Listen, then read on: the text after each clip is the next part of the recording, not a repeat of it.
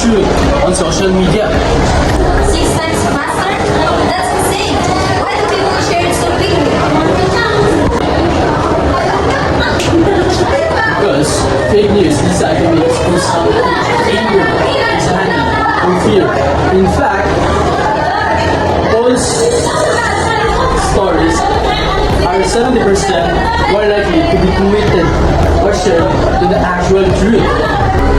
So, even if I think I'm helpful, I might actually be spreading lies.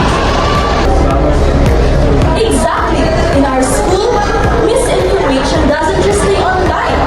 It causes real-world confusion, spreads unnecessary panic, and worst of all, it damages our trust in credible sources.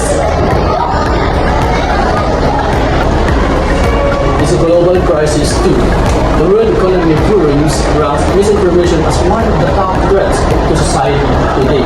It's not just a post, it can be a powerful weapon. So, what should we do? How can we stop the virus of fake news?